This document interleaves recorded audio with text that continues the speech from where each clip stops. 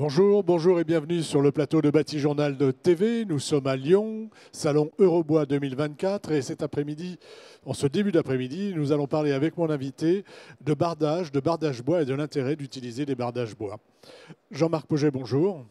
Bonjour. Jean-Marc, vous êtes expert construction bois au CNDB, le CNDB ? Comité national développement du bois, qui est l'outil de communication de la filière forêt-bois. Outil de communication de la filière forêt-bois. Et là, on va s'intéresser au bardage. Ouais.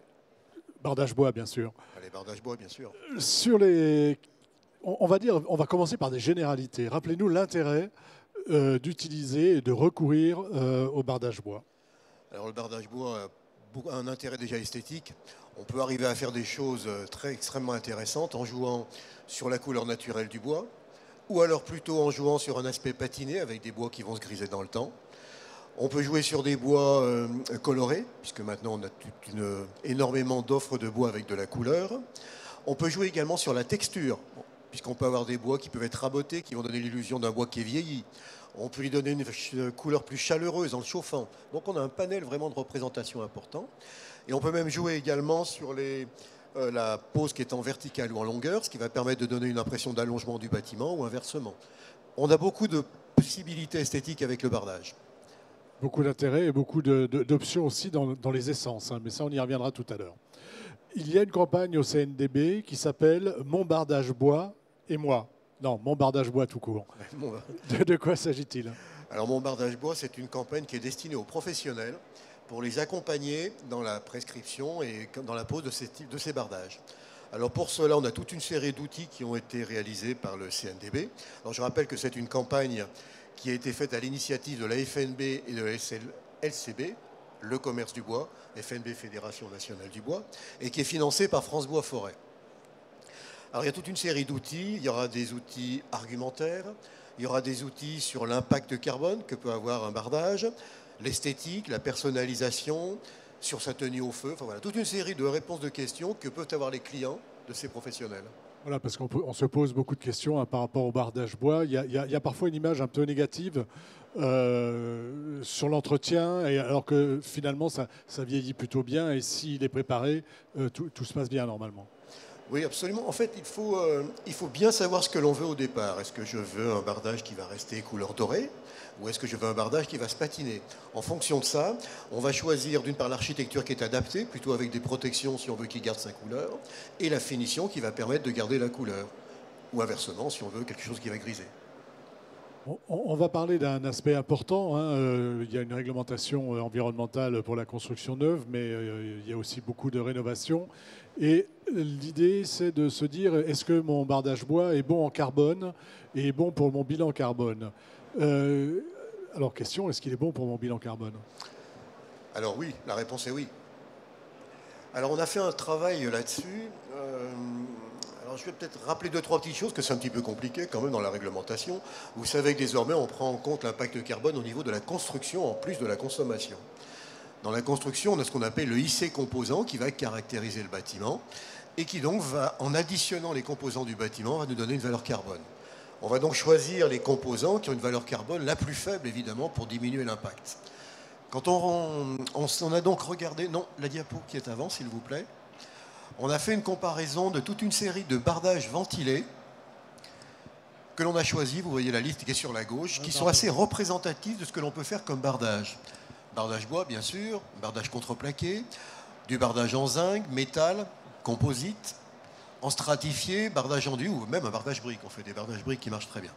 Et à chaque fois, on a été chercher une FDES représentative de ces produits, qui est indiquée sur la droite, qui nous a déjà donné une valeur, et que l'on a ensuite passé sous l'angle de la RE 2020, c'est-à-dire en calcul dynamique.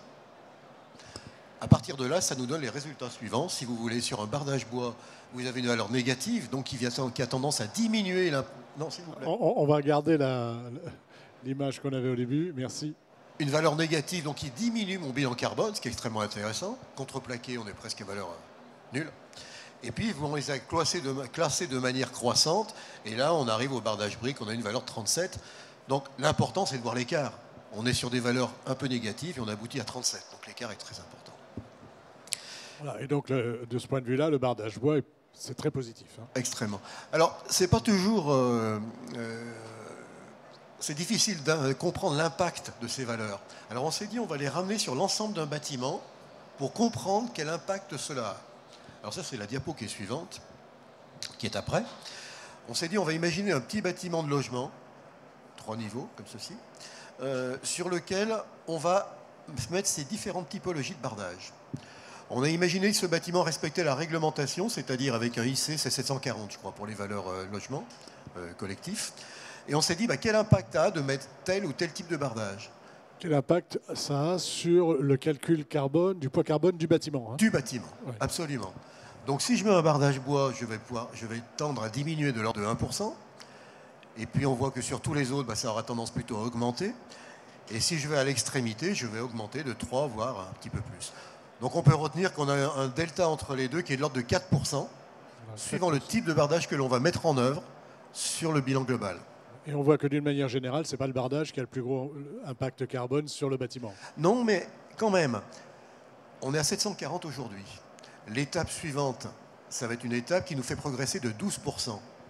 Et là, on a déjà un écart de 4%. Vous voyez qu'on est au tiers quand même de la progression.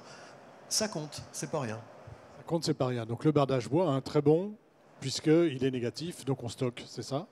Absolument. On stocke et on a une transformation qui est mineure par rapport à d'autres matériaux. Voilà.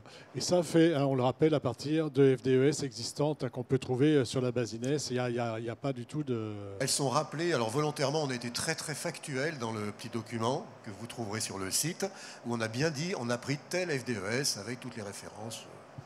Voilà. Donc ça, c'est sur l'aspect carbone. Hein. Le bardage bois, du point de vue carbone, est plutôt positif. Enfin, et même très positif. Il est positif. Après, la difficulté, moi, quand je suis maître d'ouvrage ou maître d'œuvre, c'est de choisir mon bardage bois. Quel type de bardage je vais choisir en fonction de mon bâtiment. Et je sais que vous avez fait un simulateur. Donc expliquez-nous de quoi il s'agit. Alors l'idée de ce simulateur, justement, c'est de se dire, j'ai un projet, je veux mettre un bardage bois, je vais avoir des critères. À travers tous ces critères, c'est de pouvoir me diriger vers l'essence qui est optimale par rapport à ces critères. Qu'est-ce qu'on trouve dans les critères, par exemple? Alors, dans ces critères, on va avoir l'état de surface que l'on va avoir du bardage. Est-ce que l'on veut quelque chose de raboté, classique? Est-ce qu'on veut quelque chose de brossé, qui va donner quelque chose de beaucoup plus rude? Est-ce qu'on veut un brut de sillage? D'ailleurs, on a des états de surface qui sont différents. On va pouvoir définir si on veut une finition. Il faut savoir qu'il y a des essences qui supportent les finitions, d'autres pas. Vous mettez un red cedar, il ne faut pas mettre une finition, il ne tiendra pas, par exemple. Le choix de la couleur. Est-ce que vous souhaitez quelque chose de clair, de médian ou de foncé? Également la nodosité. Si vous souhaitez quelque chose d'extrêmement fini, un aspect menuisé, on va peut-être aller vers des essences exotiques ou du red cedar qui lui aussi permet d'avoir des essences quasiment sans nœud. Ensuite, on va voir la classe d'emploi. Alors là, on a des choses qui sont un petit peu plus techniques. Suivant la localisation, on va chercher une classe sans traitement de 3.1 ou 3.2, ou avec traitement 3.1 ou 3.2. Et là aussi, ça va donc nous sélectionner certaines essences qui sont possibles.